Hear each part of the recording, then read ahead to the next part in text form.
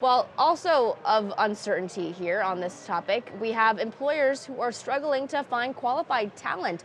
According to the Manpower Group, 7 out of 10 companies reported talent shortages back in 2019. That level is actually 3 times higher than it was a decade ago.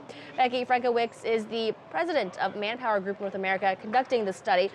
Becky, great to have you with us. So it seems like a problem. And I guess want you to kind of go through why there are more of these openings than there are people who are unemployed. Yeah, so as you said, about 70% of American employers are having trouble finding the skills that they need. So we're facing a new reality when it comes to talent in our country. Skilled workers are in demand. We have 112 months of consecutive job growth. So it's no surprise that workers are calling the shots, and employers have to become students of what workers are looking for. And that's why at Manpower Group, we did this survey of 2,000 American workers, and we asked them a simple question: what attracts you to a company and what keeps you there? We know that a lot of companies require more technical skills now, software skills, that sort of thing, STEM skills. Is there a gap in the types of training that's available to workers where those kinds of people are not as available to the extent that companies actually need them? Yeah, absolutely. So, with constrained labor supply, increasing demand, and the shape of demand is changing, which is what you're speaking to. We know that skills are moving at the pace of technology.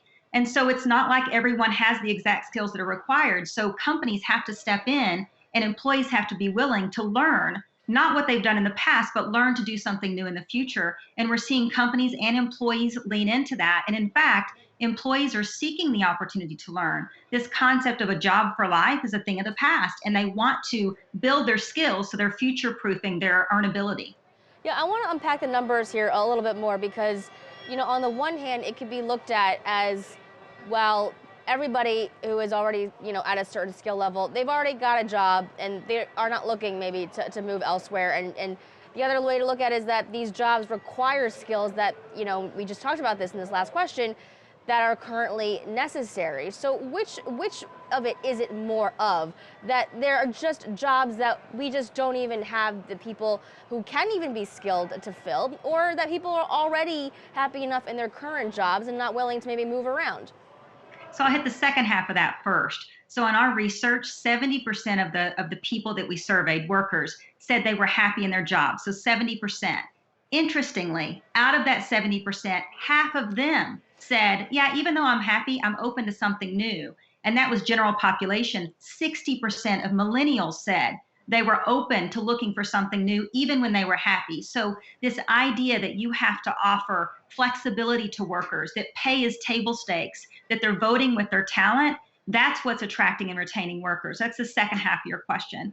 On the first half, in terms of skills, the concept of we don't have people skilled to do work, of course that's true because technology is moving so quickly.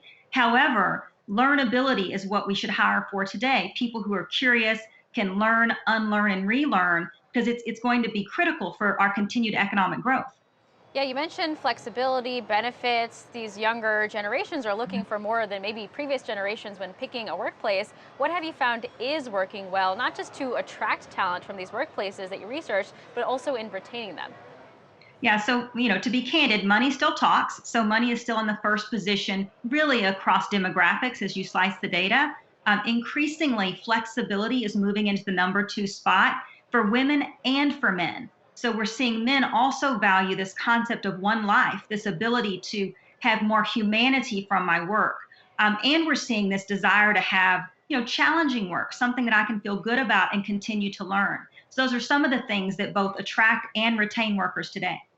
Well, I also want to know, this deficit that we're seeing, how much of it is a pure population problem? We know that in the developing nations, we're just not having as many babies as we used to. This is a problem that we're seeing in Japan very severely. We're seeing it also in China as well. We have an aging population.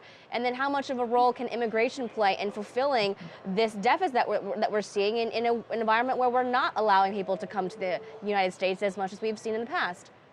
Yes, I'd say you hit on all of it. So we hit a 32-year low in America in the birth rate in March of last year. We hit a century low in population growth, and we know what's going on in terms of constraints on immigration. So definitely that's playing a role. We are hopeful that as automation comes in, that will help both create new jobs and also automate some of the routine tasks that workers are doing today. But we do have a problem in terms of having, more jobs than we have workers in our country, and that's not a today problem. That's been going on.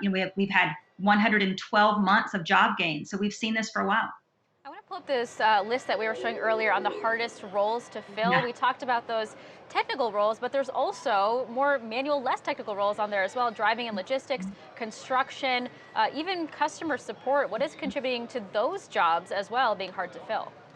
Yeah, the great thing about America today is we are seeing increase in demand across all sectors of the economy. Manufacturing's hit a little bit of a challenge as we went into Q4 of last year, but in the number one most difficult to fill job is skilled trades, machinists, mechanics, welders.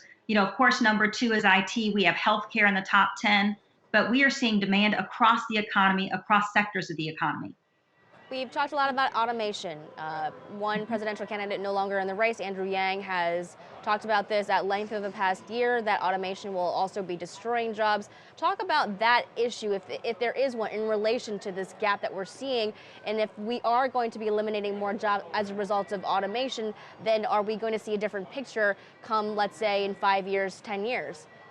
Yeah, so history would tell you that whenever there's technological innovation, jobs are created. Of course, jobs are disrupted, but net new jobs are created. And that's what we expect with this, manufacturing 4.0 and other automation that's taking place. We're already seeing it. We did a huge study with several partners, Caterpillar being one of them, to understand what are the future jobs that exist in manufacturing. We identified 164 net new jobs that don't exist today. So yes, we will see jobs be automated, but net new jobs will be created. And I'm sure this problem is going to get worse if we're having this deficit now, right, Becky? That we're not going to be creating more babies anytime soon in this, in this capacity. Yeah, I get asked all the time, honestly, hey, if the labor market, if unemployment goes up, won't that be good? And I said, we don't have a new population coming. Immigration is a challenge today. And so we need workers and we need productivity to take off so that we can fuel economic growth. All right, that's Becky Frankiewicz, president of Manpower Group North America. Becky, thanks again for your time.